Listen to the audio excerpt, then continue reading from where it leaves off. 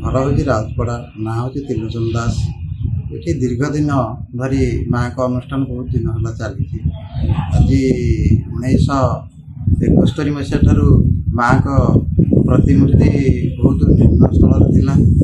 एबे दीर्घ 2010 ठारू माँ का पीठस्थली बहुत जाकजमर अनुष्ठान बढ़ी चली।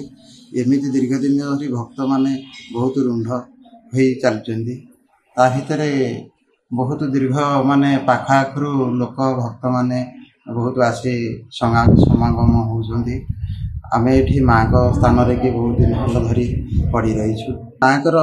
माँ कामुड़ी ना धरी खंडे पतर छिड़े मुंडर मारिकी जाती से कामटा हूँ मनस्कामना पूरण हुए। यहीटा को आम बहुत उपलब्धि करूँ। ता भर चिरोक्तर करूँ। आम भी समागम लोक मैंने से विश्वास चली।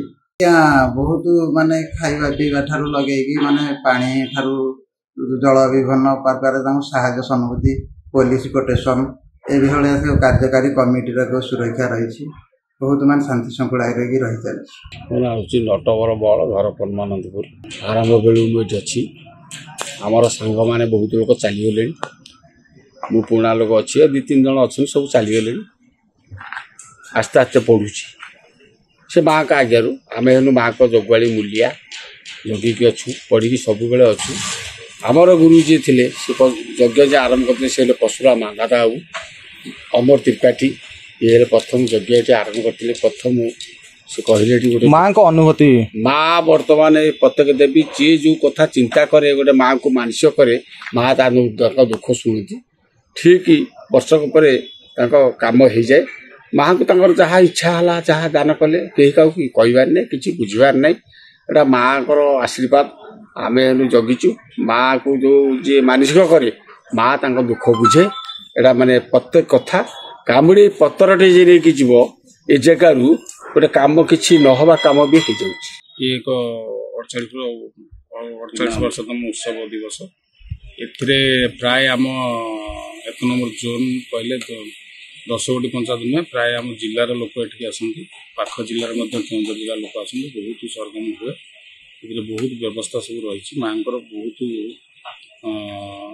अलौकिक शक्ति अच्छी जोटा कि लोक मत जानी अनुष्ठान प्रति वर्ष बहुत लोग आगे जाऊँ।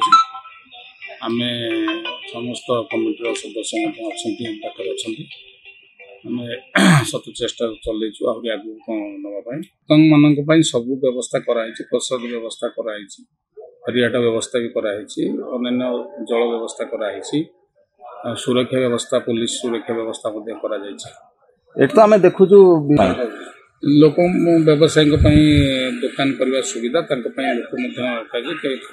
हैरान न हे पाख लोक दिखाई दुकान सुविधा केमती चलो।